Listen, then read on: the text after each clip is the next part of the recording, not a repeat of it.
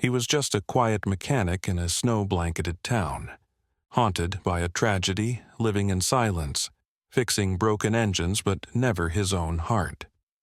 Then, one freezing morning, he saw a lifeless figure beneath the ice.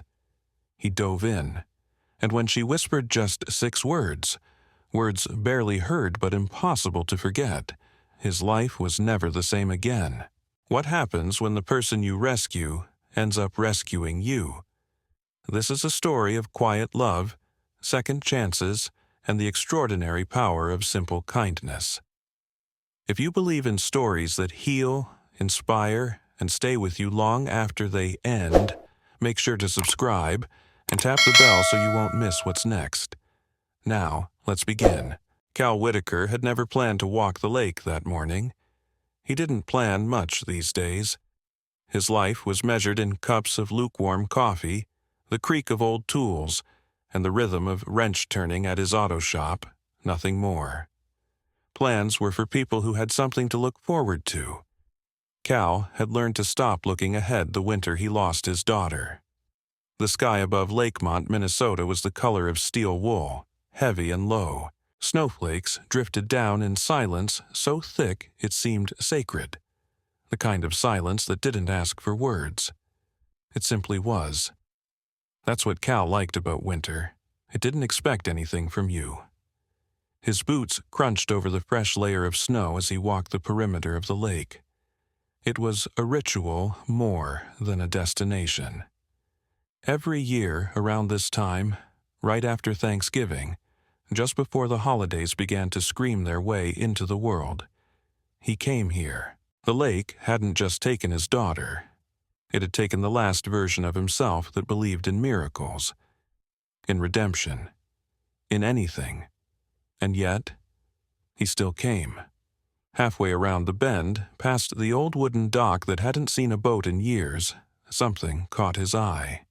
A shape, barely visible beneath the ice, muted by the shifting snow and morning haze.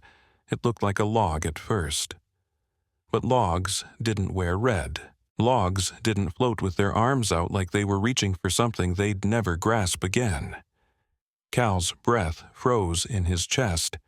"No, no, no, no," he whispered, already moving. He dropped to his knees at the lake's edge, brushing away the snow with his gloves. The face under the surface was pale, lips tinted blue, hair fanned out like seaweed.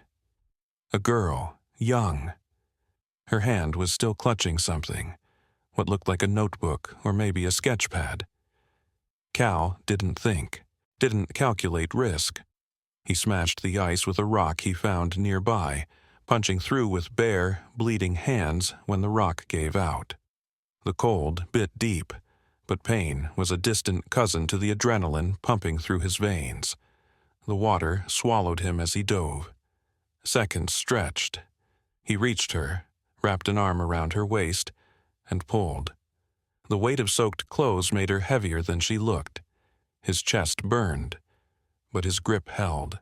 When he broke through the surface again, gasping, dragging her body onto the snow-covered shore, he began compressions automatically. The movements were rough, unpracticed, but desperate. "Come on," he grunted. "Come on, kid, breathe." Then, a cough. A choked, ragged noise like life clawing its way back in. She turned her head, vomited lake water onto the snow, and gasped for air with eyes fluttering halfway open. Her body trembled violently.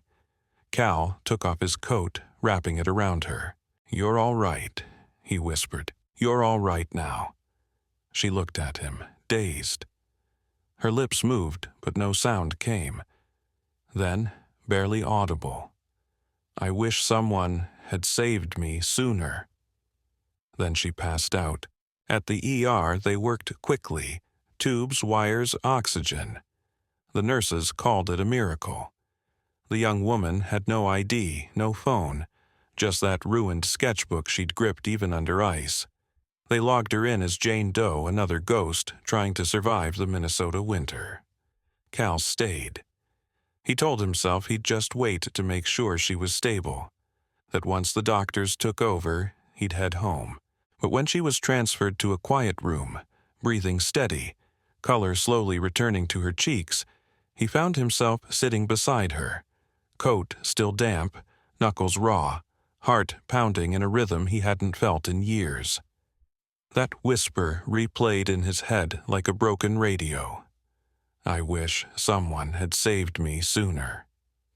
What did she mean? Was it just the cold talking? Or had she been drowning long before she fell into that lake? His eyes drifted to the sketchbook. A nurse had left it on the bedside table, its edges curled and flaking. He picked it up. The cover was smudged charcoal. Inside, water-blurred drawings. They were haunting. Faces without features. Empty chairs. A little girl sitting in a window, staring at nothing. And then, near the center, a drawing of a man standing alone on a frozen lake. The man was turned away, but Cal knew it was him. Somehow, she had drawn him before they'd ever met. That night, as the snow fell heavier and the hospital lights dimmed, Cal sat with a girl whose name he didn't know, holding a sketchbook full of pain, wondering for the first time in 10 years if maybe he hadn't come to the lake by accident after all. Cal hadn't slept. The chair beside the hospital bed was stiff, unforgiving, just like the part of him that told him to walk away after the doctors declared the girl stable. But he didn't. Couldn't. It had been years since he felt that stubborn pull in his chest, the one that wouldn't let him turn his back.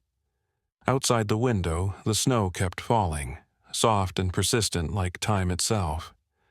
The world was still frozen, but something inside him had started to shift. The girl hadn't stirred since she passed out in his arms. Machines hummed steadily beside her, tracking each breath, each heartbeat like fragile promises. She was small, wrapped in too many blankets for her frame, and yet she still looked cold.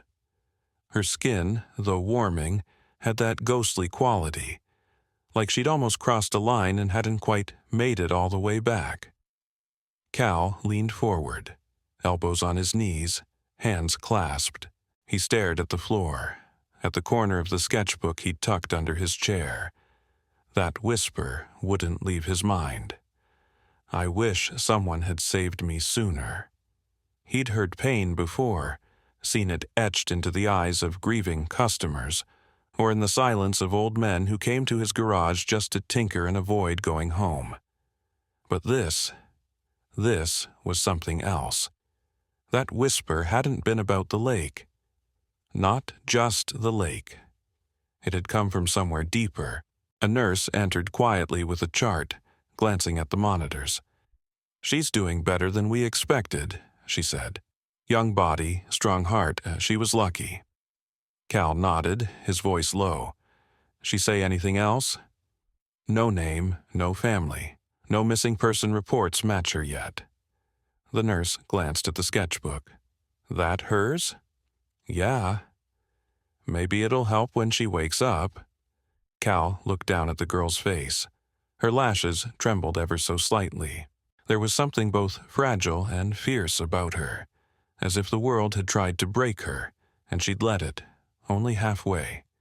He felt it again, that irrational weight in his chest, a connection that made no sense but demanded something of him. Responsibility? Maybe. Guilt? Possibly.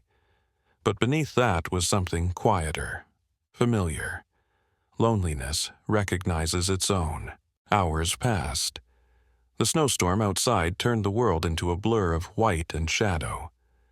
Cal dozed off for only a few minutes, head tilted against the wall, arms crossed over his chest. He woke to the sound of rustling sheets. She was awake. Her eyes were open, unfocused at first, scanning the ceiling like she didn't quite believe where she was. Then they moved, slowly, toward him. Cal stood, unsure of what to say. He wasn't used to introductions, certainly not like this. "Hey," he said gently, "you're safe." She blinked, her throat working like she wanted to speak but wasn't sure how. Her lips moved, cracked and dry. He reached for the water and held it to her mouth. She drank just a little and let out a hoarse whisper. "Where?" "Lakemont Hospital," he replied. "You were under the lake. I pulled you out." She closed her eyes. For a moment, he thought she might cry, but when she opened them again, there were no tears, just confusion. "I don't remember," she said. "Not the lake, not how I got there." "What about your name?" he asked. A pause. "Ivy," she said, barely audible.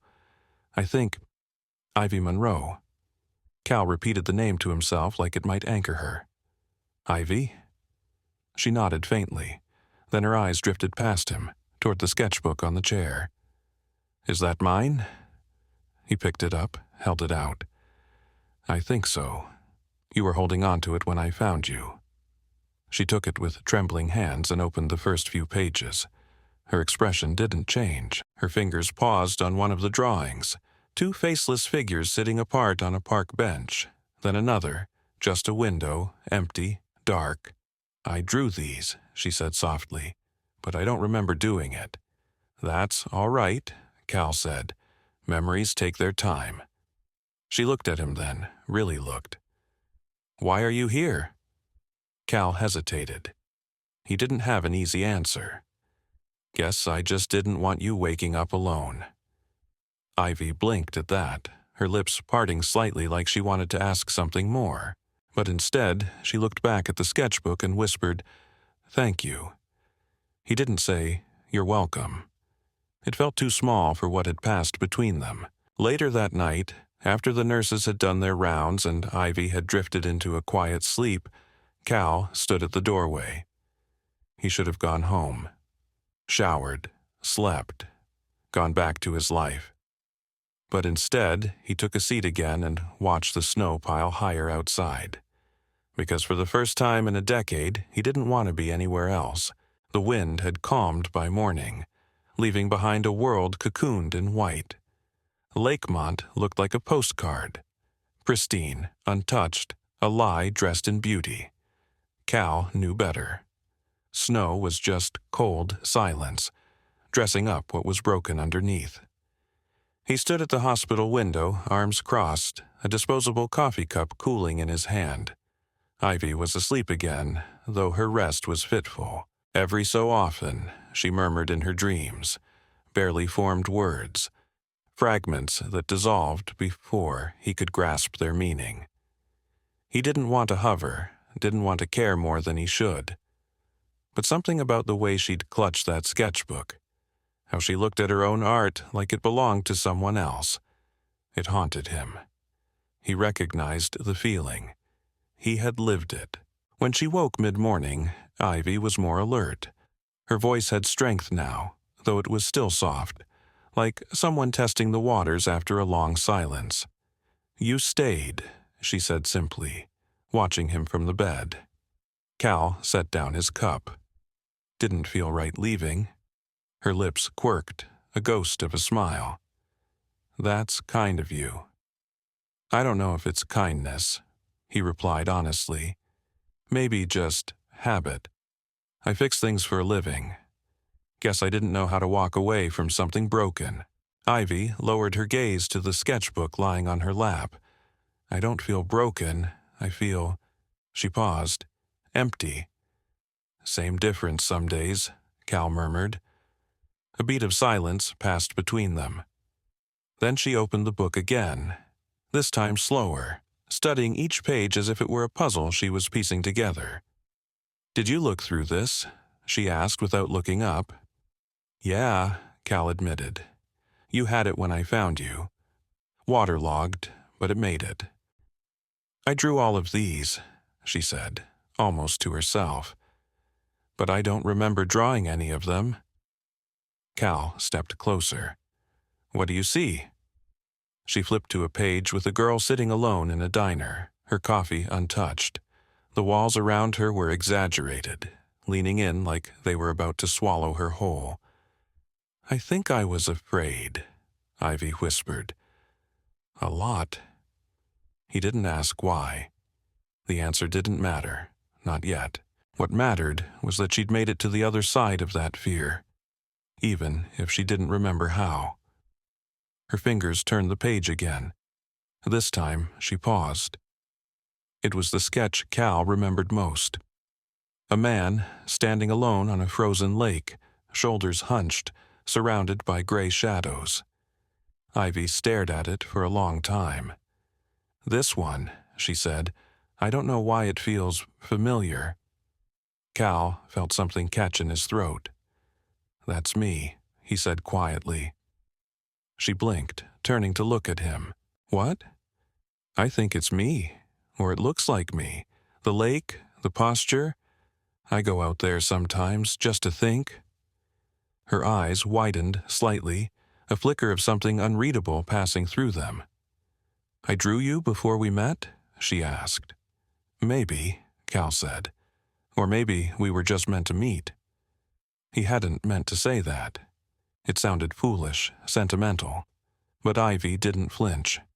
Instead, she turned back to the drawing and whispered, "I've always believed in those things. In connections." There was a long pause, filled only by the soft beep of machines and the muted sounds of the hospital outside the room. "I don't know what happened to me," she said eventually. "Why I was in that lake. But I don't think I fell in. I think—" She swallowed. "I think I wanted to disappear." Cal sat down beside her, leaning forward, elbows on his knees. "You don't have to explain, not to me." "I want to," she said, "just not yet." He nodded. "All right."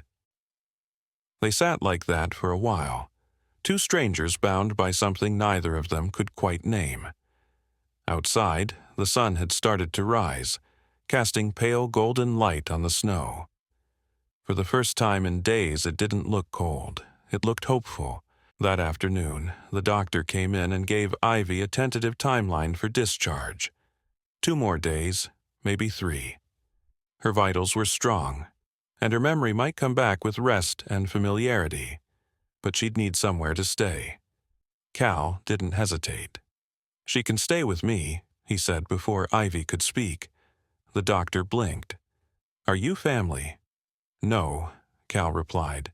"Just someone who found her. Someone who's got an empty house and a heater that works." He turned to Ivy. "Only if you want to." She studied him for a moment, eyes steady, then she gave a small nod. "Okay." That night, as Cal drove home alone to make space for a guest he hadn't expected, he thought of the sketchbook again. A stranger had drawn him, his solitude, his sorrow, before she knew his name. And now, for reasons he didn't understand, he would help her redraw her life from the beginning. The snow had settled into heavy drifts by the time Cal pulled his truck into the driveway. The porch light cast a warm amber glow over the frozen ground, cutting a path through the blue-white stillness. His house stood modest and plain, a single-story cabin with wood siding and an aging roofline that creaked in the wind. It wasn't much, but it was clean, quiet, and warm. He stepped out first and walked around to open Ivy's door. She moved slowly, cautiously, bundled in borrowed hospital layers and a coat he'd dug from the back of his hall closet. It was a little too big for her, but she didn't seem to mind. Cal held the door open and gestured toward the porch. "Mind the step? It's stubborn this time of year." She smiled faintly and nodded, following him up. Her boots crunched softly in the snow, and for a moment the air between them was filled with nothing but that familiar winter hush. Inside, the cabin smelled faintly of cedar and machine oil. A wood-burning stove crackled softly in the corner. The living room was small but cozy, worn furniture, a few framed photos turned face down, a threadbare rug, and a fireplace mantel cluttered with hand tools, loose change, and dust. "I didn't expect company," Cal said, a little self-conscious. "But I've got clean sheets and a decent coffee pot. That's about the best I can offer." "It's perfect," Ivy replied, stepping in and turning slowly as if absorbing the space. It feels still. Cal raised an eyebrow. Still? She nodded, like nothing's rushing me here. He didn't know how to respond to that, so he just motioned toward the hallway. Bedrooms down there, fresh towels in the closet, bathrooms across the hall. I'll sleep out here on the couch. You don't have to. I want to, he interrupted, gently but firm. Besides, I snore. You don't want that kind of trauma this early. That earned him a soft laugh, and for the first time, he saw something flicker in her expression, something unguarded. After Ivy had settled into the guest room, Cal made himself a pot of coffee and returned to the living room. He didn't turn on the TV, just sat on the couch, mug in hand, staring at the wood stove like it held some ancient wisdom he'd missed all these years. He'd lived alone for so long that the sounds of another person moving in his house, a door creaking open, soft footsteps on old floorboards, felt foreign. But not unpleasant. More like remembered. At some point, Ivy reappeared, her hair damp from a shower, wearing a sweater and sweatpants he'd left on the bed. She held her sketchbook in her hands like it was something sacred. "Can I sit?" she asked. Cal nodded and shifted to one side of the couch. She sat carefully, opening the sketchbook on her lap. "I looked through more of it," she said, "and it's strange, some of the drawings. I think they're memories, but others, they feel like dreams. Can you tell which is which?" She shook her head. "Not yet." Cal sipped his coffee. "Maybe it doesn't matter right now. Sometimes what we imagine tells us just as much as what we remember." Ivy tilted her head, considering. "That's a very poetic thing for a mechanic to say." He smirked. "I read bumper stickers sometimes." That made her laugh again, light and sudden. Her face lit up in a way that made Cal's chest tighten, though he didn't know why. She turned a page. "This one." She paused. "It's of a garage. I think it might be yours." Cal leaned over. The sketch was rough, but unmistakable. The open bay door, the pegboard of tools, even the dent in the side of the workbench he'd had since his 20s. "I must have seen it," Ivy said, frowning, "but I don't remember when." "Or maybe it's something you needed," Cal said. "A safe place. A quiet one." She looked at him then, eyes dark and steady. "Do you think broken people recognize each other?" Cal didn't answer right away. He stared into his coffee for a long time before speaking. "I think broken people stop pretending first. Maybe that's how they find each other." Ivy nodded slowly. "I like that." They sat in silence again, this time not awkward, but shared. The kind of silence that comes when two people are slowly finding room for each other in the quiet spaces of their own hearts. Eventually, Ivy closed the sketchbook and leaned back. "Thank you," she said softly. "For this. For not asking questions I'm not ready to answer." "You'll tell me when you're ready," Cal replied. "And if you never are, that's okay too." She gave him a look then, sharp and gentle all at once. "I think I will," she said. That night, after she went back to the guest room and closed the door behind her, Cal stayed awake a while longer, watching the stove. He didn't know where any of this was going, didn't know what Ivy's story truly was, or how long she'd stay. But for the first time in years, his house didn't feel empty. And neither did he. The morning began with the hiss of an old coffee pot and the scent of dark roast seeping into every corner of the quiet house.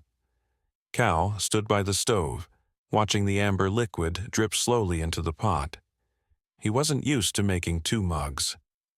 The last time he had was years ago, before the accident, when mornings were still filled with laughter and the occasional burnt toast. Now it was silence and ritual. Until Ivy. She appeared in the doorway, hair still tousled from sleep, wrapped in that oversized coat again like armor. Cal didn't say anything right away. He just poured a second cup and set it on the table. "I'm not usually up this early," Ivy said, her voice hoarse with sleep. "Sunrise waits for no one," Cal replied. "But the coffee helps." She smiled as she took the mug and wrapped both hands around it. "You always this quiet in the morning?" "Only when I don't have anything worth saying." "Well, lucky for both of us, I'm too tired to talk much anyway," she said with a sleepy grin.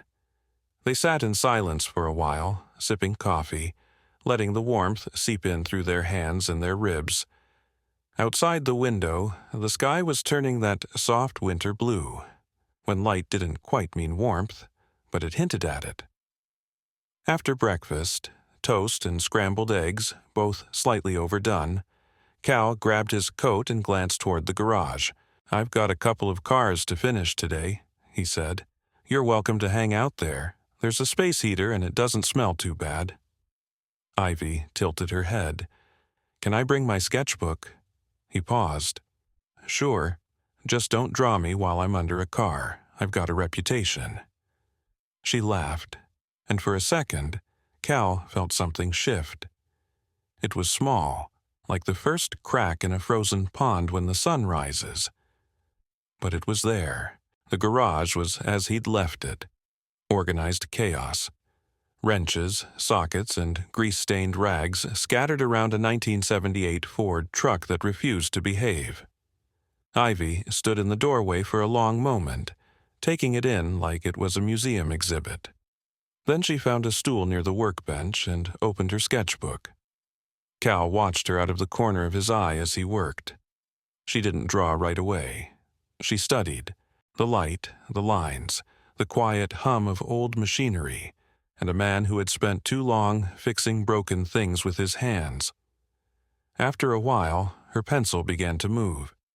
By midday, the smell of oil and rust had faded into the background, replaced by something quieter, more meaningful. Ivy didn't say much, and neither did Cal. But when he passed by her stool on the way to grab a socket wrench, he glanced down. She'd sketched his hands, just his hands. Strong, weathered, veins raised, fingers curved as they gripped a wrench. But it was more than that. She had drawn the tension in his knuckles, the weariness in his wrists, and something else, something almost tender. "You make them look more noble than they are," he muttered. Ivy smiled without looking up. "You fix things. That's noble enough for me." He didn't know what to say to that, so he didn't. He returned to his work, but the weight in his chest had shifted. Lighter maybe, or just different. Later that afternoon, Ivy came inside to wash her hands. Cal followed, grabbing a beer from the fridge and holding up a soda in silent offer. She nodded, took it, and sat at the kitchen table, her sketchbook still in hand. "Do you always work alone?" she asked. "Mostly," he replied. "Used to have help. Guy named Rick. Moved to Florida after his third divorce. Swore he'd never see snow again." Ivy chuckled. "Understandable." He looked at her carefully. "What about you? Any idea what you used to do?" She hesitated, then opened the sketchbook to a page filled with soft watercolor landscapes. "I think I taught art, or at least I wanted to. Ever try again?" "I haven't tried anything in a while," she admitted. Cal nodded slowly. "Well, if you're up for it, I've got a wall in the shop that's been bare since forever. Could use some color." Her eyes lit up, not wildly, but in that quiet way that meant something had just found its way home. Really, that night, as Cal sat on the porch watching the snow begin to fall again, Ivy stepped outside and handed him something. A sketch. It was the garage, but warmer, softer. A space not just for machines, but for rebuilding lives. She'd drawn herself sitting by the window, light pouring in. And Cal, he was leaning over an engine, sleeves rolled up, a faint smile on his face. It wasn't a sketch of what was.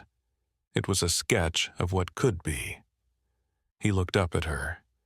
"You see more than most people do." "I see what people try to hide," she said gently. For a long moment, neither of them spoke. Then Ivy whispered, "Thank you. For letting me stay, for not asking me to be okay." "You don't owe me anything," Cal said. "But if staying helps you find your way back to who you are, then maybe that's all the thanks I need." It was the kind of afternoon where the cold sank into the bones, even with the stove running. Outside, the wind dragged along the porch rails, moaning softly like it missed someone it couldn't name. Inside, the house was still, too still. Cal stood at the kitchen sink, scrubbing grease from under his nails, but his mind wasn't on the dirt. It kept circling back to Ivy, her quiet diligence at the garage that morning, the way she had drawn his hands like they meant something. He hadn't seen anyone draw with that kind of reverence in a long time. Maybe never. In the living room, he could hear soft pencil strokes, the occasional rustle of paper. Ivy was sketching again, curled up in the old recliner she'd claimed as her own. She didn't talk much while she worked, but her silence wasn't empty. It had presence, like music with no lyrics. Cal dried his hands and walked toward the hall, intending to grab a few extra blankets from the storage closet. The temperature had dipped again, and despite the heat from the stove, the guest room always seemed colder.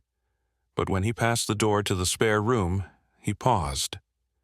It was slightly ajar. He hadn't opened that room in years. The room had once belonged to Ellie, his daughter.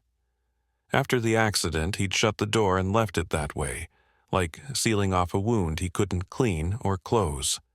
The memories inside were too sharp, too soft, too much. But now, the door creaked open. He stepped inside. The room was simple, untouched. Dust shimmered in the slant of light coming through the blinds. The bed was still made with the quilt Ellie's mother had sewn, pale blue, with tiny stars stitched into the corners. Her shelves held a few stuffed animals, old art supplies, and stacks of sketchbooks. It was one of those sketchbooks that caught his eye. Not because of the color or size, but because it had been moved. Cal reached for it, running his fingers across the worn leather cover. He hadn't looked inside in over a decade. He sat on the bed and opened it. Inside were drawings Ellie had made in the weeks before the accident. Most were simple. Trees, their old golden retriever Sam, scenes from around town. But near the end, the pages shifted. A drawing of Cal working in the garage. Another of Ellie and her mother sitting on the porch, laughter in their eyes. And the last one, a pencil sketch unfinished. It was meant to be the lake. He could tell by the outline of the dock, the curve of the shoreline. But the center was blank. The pencil faded and smudged as if someone had tried to erase something. Cal stared at it, throat tightening. Why had she stopped? Was it unfinished because she never got the chance, or because she couldn't bear to draw what came next? A soft knock pulled him out of the memory. He turned to see Ivy standing in the doorway, uncertain. "I'm sorry," she said quickly. "I wasn't trying to pry. I was looking for a blanket last night and saw the sketchbook. I didn't realize—" "It's all right," Cal said. His voice came out rough, lower than he meant. "You didn't do anything wrong." She stepped inside slowly, glancing around the room. "This was her room," she said gently. He nodded. "I found the sketchbook on the shelf. The drawings. They're beautiful." "She wanted to be an artist," Cal said. "Said she wanted to teach kids how to find beauty in broken things." Ivy sat on the edge of the bed across from him, her eyes resting on the unfinished lake sketch. Why didn't she finish it? Cal let out a long breath. "I don't know. Maybe she didn't want to remember it that way." They sat in silence for a while, until Ivy reached for the sketchbook and opened it to the blank page. Then, carefully, she pulled a pencil from behind her ear. "Would it be okay if I finished it?" Cal's eyes widened. Not to change it, she added quickly, but to honor it. Sometimes unfinished things deserve to have an ending. He didn't speak right away, but then, with a slow nod, he said, "Yes." That night, as Cal stood by the stove stirring a pot of soup, Ivy sat at the kitchen table with Ellie's sketchbook open in front of her. Her pencil moved slowly, reverently, like she was touching something sacred. She didn't ask questions, didn't try to guess what Ellie might have meant to draw. She simply listened. She shaded the outline of the lake, added faint ripples in the water, traced the dock and the trees beyond it. But in the blank space, she drew something new. 2 figures standing on the dock. One small and bright, a girl, and beside her, a man. They were holding hands, no faces, no names. Just 2 shadows caught in the stillness of the lake, forever together. When she showed it to Cal, he didn't say anything for a long time, just stared. Then blinked once, twice, and finally looked away with a quiet exhale. "I didn't know I needed that," he said. Ivy nodded. "Neither did I." The snow came without warning. It had started with a gray sky that morning. Nothing unusual for Lakemont in December. But by mid-afternoon the clouds had thickened into a heavy woolen ceiling. The wind picked up, sharp and bitter, and by dusk the world outside Cal's cabin had vanished behind a curtain of white. From the kitchen window, all Ivy could see were swirling flurries and the faint glow of the porch light barely cutting through the storm. The landscape she'd grown familiar with over the past week, garage, pine trees, lake in the distance, was gone, swallowed whole by winter. She pressed her palm to the glass. It was ice cold. Something in her chest tightened. Behind her, Cal stirred a pot of stew on the stove. The scent of rosemary and broth filled the room, warm and grounding. The radio played softly, an old Johnny Cash track crackling through ancient speakers. "Gonna be a rough one tonight," Cal said, glancing out. "Might lose power if it keeps up." Ivy didn't respond.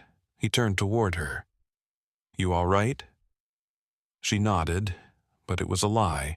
The kind that slips too easily from the lips when you don't have the words for what's really going on. He watched her for a moment longer, sensing the tension.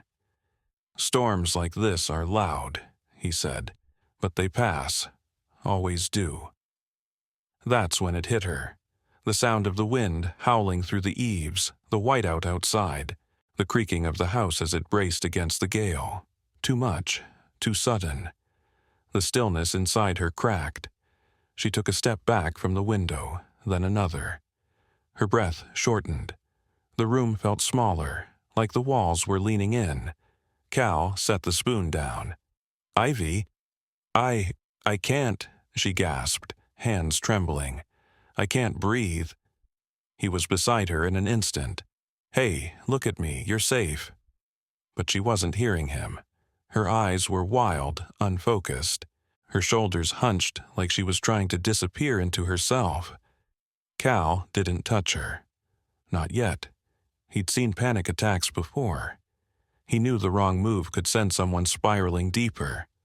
Instead, he crouched a few feet in front of her, his voice low and steady. "Ivy, you're inside. You're not outside. You're not trapped." She shook her head, arms crossing tightly over her chest. "It's too much. It's just a storm," Cal said gently. "It's loud, it's cold, but it's not going to hurt you." Her knees buckled, and she collapsed onto the rug, curling inward like a child.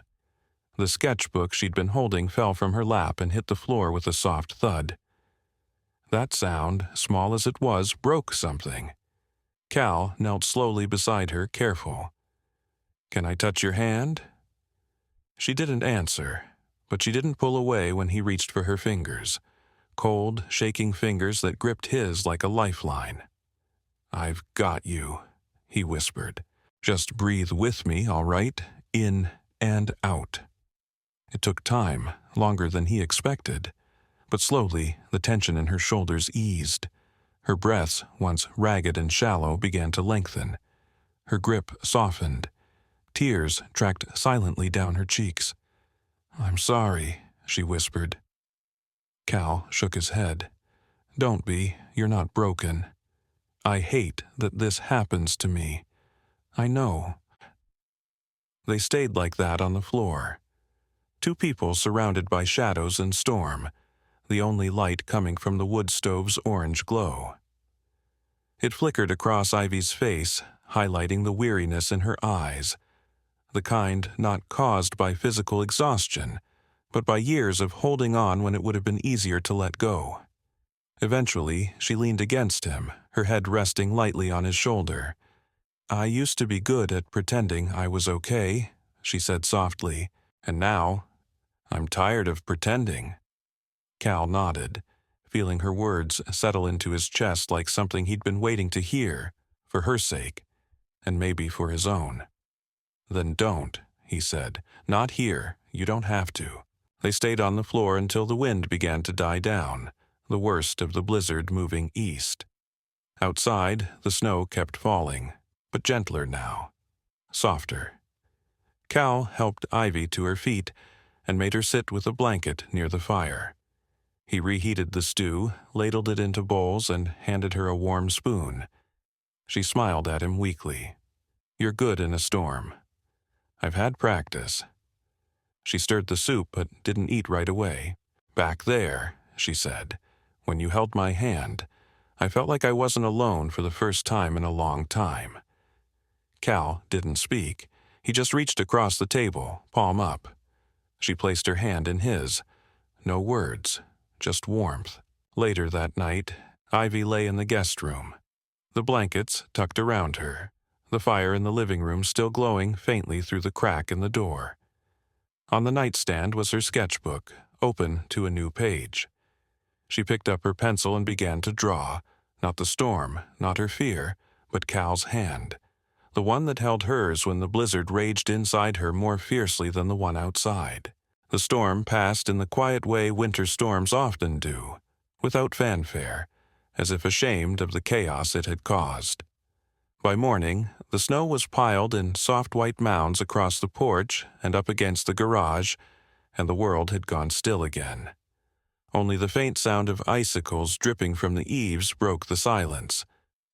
Ivy sat by the window, her knees drawn to her chest, sketchbook balanced lightly on her lap.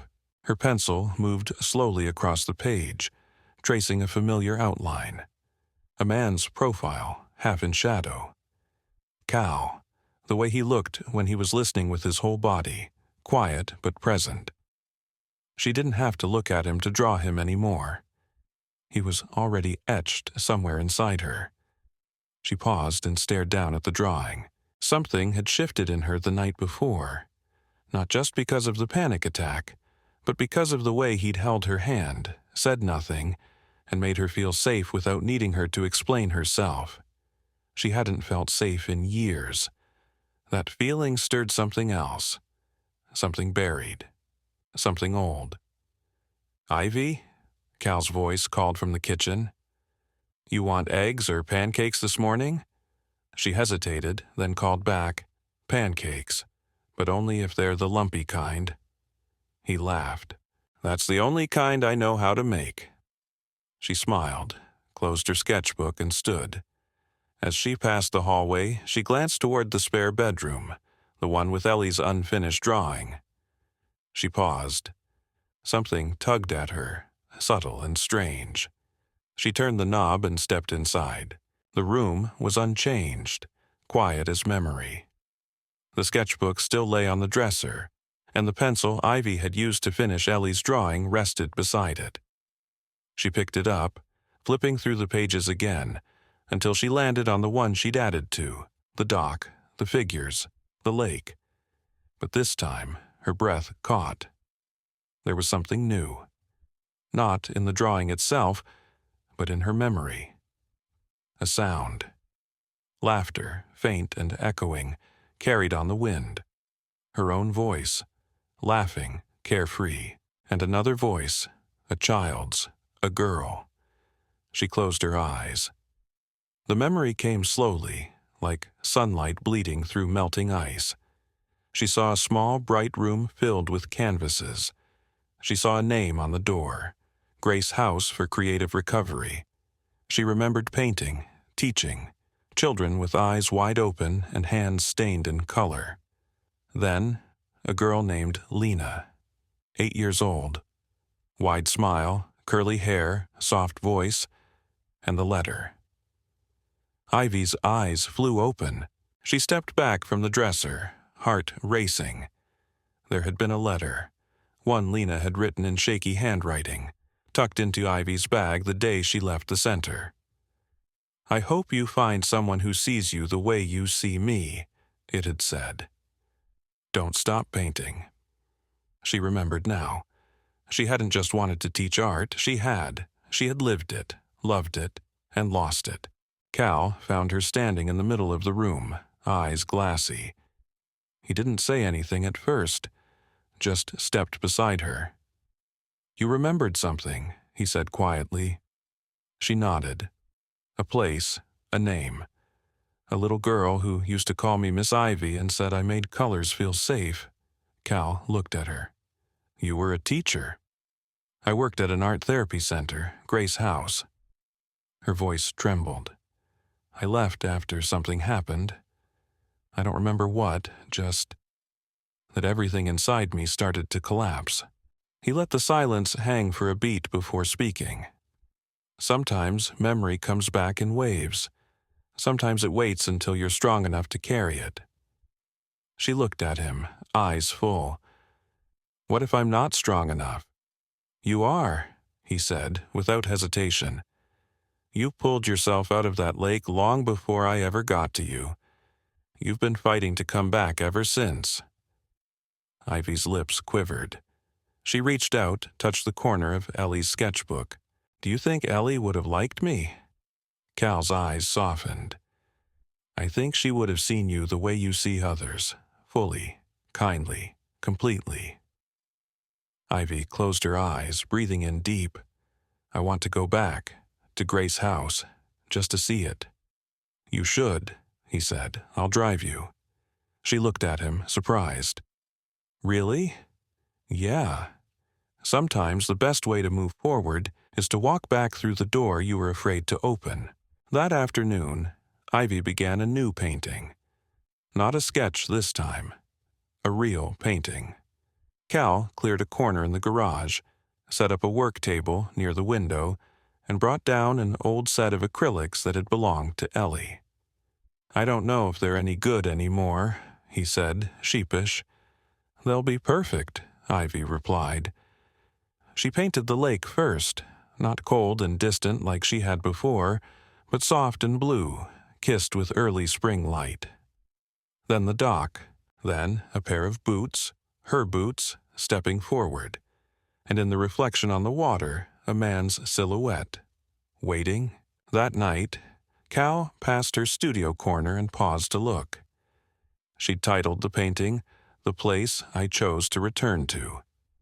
And beneath it, in smaller letters, "Because someone waited long enough." The morning light broke slowly across the snow-covered landscape. The sky was pale gold, and the frost on the windows painted delicate veins across the glass, like nature's quiet handwriting. Cal stirred his coffee in the kitchen, listening to the hum of the space heater and the soft clicking of Ivy's brush somewhere in the garage. She'd been painting more since the memory returned. Something had shifted. Her strokes were bolder, her colors deeper, but there was also something else in her eyes now. Not fear, not sorrow, something quieter, resolved. He didn't press. He had learned long ago that silence wasn't empty. It was sacred, and Ivy's silence had become a language of its own. She emerged from the garage just after breakfast, her cheeks flushed and a streak of cobalt blue on her sleeve. She looked at him for a long moment, like she was memorizing him. Then she smiled. "You're going into town today, right?" He nodded. "Need a few parts? You want to come?" "I think I'll stay back," she said. Might try to finish that canvas. All right, I'll be back before lunch. He grabbed his coat, keys, and gloves. Just before stepping outside, he glanced back. Ivy was already turning toward the garage, her back to him. Something about it tugged at him, but he let the door close. It was only a 2-hour trip, round trip at most. The roads were clear now. Snow plowed into neat white banks. The radio played an old Eagles song, and Cal found himself humming along. He picked up the carburetor he needed, grabbed an extra bag of coffee, and even stopped for a bear claw at Margie's diner. Everything felt strangely good. Normal. When he pulled into the driveway just past noon, he noticed it right away. The house was too quiet. He stepped inside. No scent of turpentine or acrylic. No sketchbook on the table. No humming from the garage. "Ivy," he called. No answer. He checked the garage. The heater was still on, the brushes rinsed and lined up neatly on a rag. The canvas was gone. So was her coat. So was she. On the kitchen counter he found a note. Folded once. His name, written in small, careful print on the outside. "Cal, I remembered more than I expected. And it scared me more than I want to admit. But I need to find out who I am, not just who I was. You gave me the first quiet I've known in years. You reminded me I still have color inside me. But I have to do this part alone. Please don't come after me. If I find what I'm looking for, I'll come back. If not, thank you for saving me." Twice. Ivy Cal read the letter twice, then again, and again. The paper shook in his hands. Not because of anger, but because of the way her words echoed what he had once told himself years ago when he lost Ellie. Some things you had to face alone. Some journeys couldn't be rushed, even if you wanted to walk them for someone else. He sat at the table for a long time, the letter flat on the wood. Outside, the snow began to fall again, softly this time, gentle, almost warm. Over the next few days, the house returned to its familiar rhythm. The stove hissed, the tools clinked, the radio played the same tired country songs. Cal worked during the day, drove into town once or twice, made simple meals and returned to the couch by evening. But nothing felt the same. Her absence wasn't loud. It was quiet. The kind of quiet that came after someone had rearranged your furniture and taken nothing with them. But still, everything felt different. A week passed, then 10 days. He didn't try to find her. He thought about it, sure, every night. But he didn't. Instead, he opened the cabinet above the sink and pulled down the old wooden box, the one that held Ellie's last drawings, the ones Ivy had seen. He flipped through them slowly, landing on the lake sketch, the one Ivy had finished. And then something caught his eye.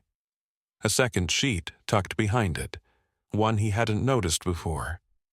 It was new. Drawn in Ivy's hand, a pencil sketch of him. Not at the garage, not by the stove, but standing on the porch, waiting. The title, written faintly at the bottom, "The Man Who Waited Anyway." That night, Cal made only 1 cup of coffee, but he set a second mug beside it, just in case. The 3rd Sunday of December came with sunshine sharp as glass and snow that sparkled like it had been dusted with stars. Cal stood outside the garage, a steaming mug of coffee in one hand, the other shoved deep into the pocket of his worn coat. The sky was the kind of blue that only arrived after a long stretch of gray, as if the world had earned it. He'd stopped looking out the window every morning. Mostly, but some habits don't die, they just quiet down. He still made 2 cups of coffee, though the second one usually cooled untouched. He still left the porch light on until well after midnight, even on nights when he went to bed before 10. He told himself it was for security. He hadn't touched Ivy's corner in the garage. The canvas she left behind stood on the easel, covered with a cloth, as if it were waiting to be unveiled. Waiting for her. Sometimes he sat in that corner just to breathe. It smelled like paint and turpentine, and the memory of her laughter. He'd never been a man who missed sounds before, but now he missed hers like a favorite song he couldn't find on the radio. That afternoon, he was elbow-deep in a carburetor rebuild when he heard the crunch of tires on snow outside. Probably the mailman, or Rick from town. Maybe a customer who didn't check the closed Sundays sign, but something told him to step out of the garage, and when he did, he froze. There she was, standing at the edge of the driveway, a suitcase in one hand, a rolled canvas in the other. Her cheeks pink from the cold, her coat dusted in snowflakes, eyes wide and uncertain, but steady. Ivy. She didn't speak. Neither did he. She took one step forward, then another. By the time she reached him, Cal could see that her lower lip was trembling, not from the cold, but from whatever she was holding in her chest. "I'm sorry," she said quietly. "I left without saying goodbye." "I know," Cal replied. "You asked me not to come after you." Her fingers gripped the strap of her bag tighter. "I didn't know if I'd find what I was looking for." "And did you?" She nodded. "I found myself again. Not all at once. Not in any big dramatic way, just little pieces, a memory here, a color there. I went back to Grace's house. They still had one of my old paintings hanging in the hallway. The kids remembered me." Cal swallowed hard. "That's good." "I taught a workshop while I was there, just 2 days. One of the girls told me my voice sounded like lavender. I'm not even sure what that means. I think it means she felt safe." Ivy smiled faintly. "I missed you." Cal looked down. His voice came out low, almost hoarse. "You left a sketch of me. Called it, 'The Man Who Waited Anyway.' I meant it." He met her eyes. "And now?" She reached behind her and held out the canvas she'd brought still rolled. "Now, I brought the one I couldn't finish until I knew where I belonged." He took it carefully and motioned for her to follow him into the garage. The heater hummed softly.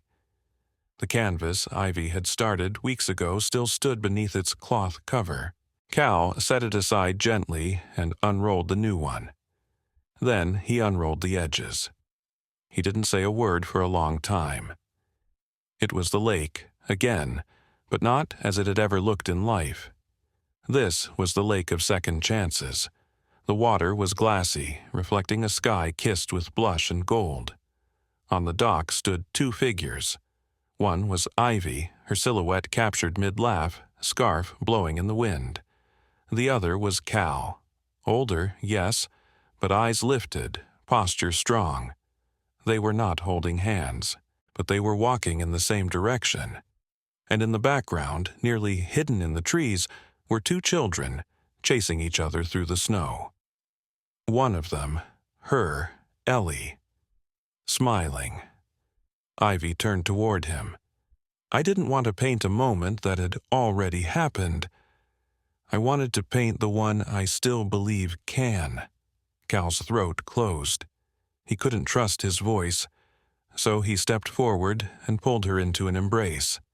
She came to him without hesitation, and for the first time, he realized she wasn't fragile. She was fire that had survived the freeze.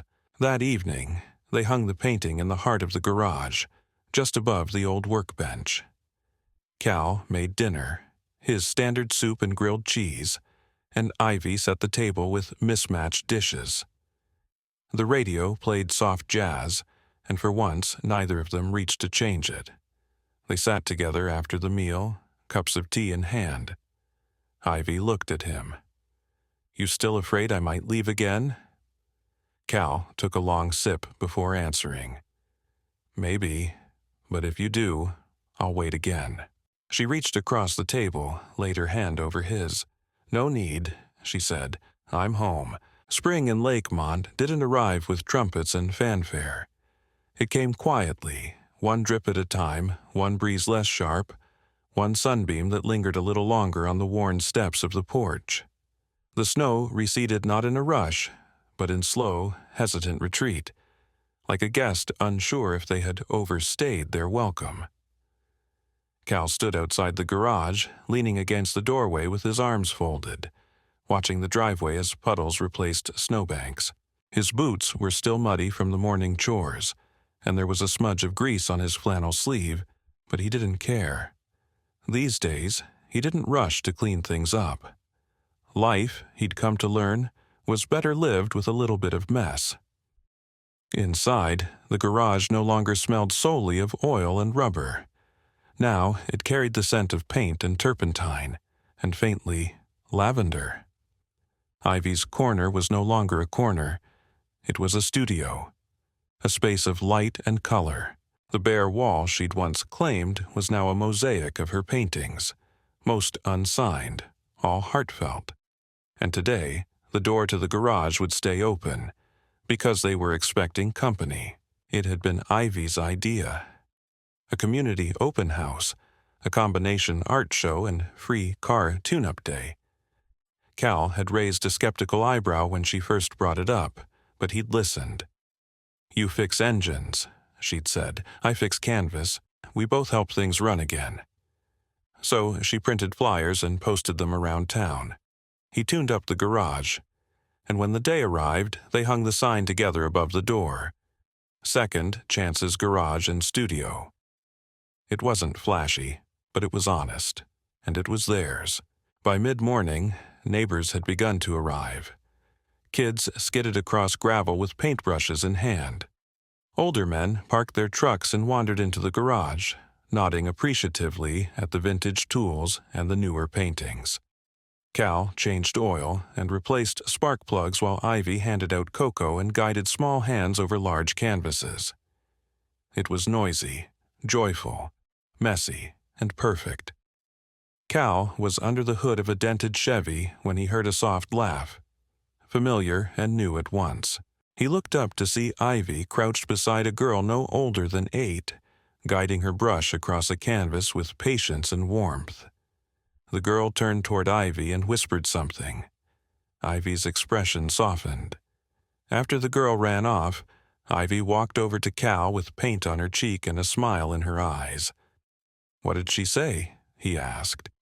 "She told me," Ivy said, "that when I talk, it feels like sunlight." Cal smiled. "She's not wrong." Ivy glanced at the crowd, then back at him. "This was a good idea."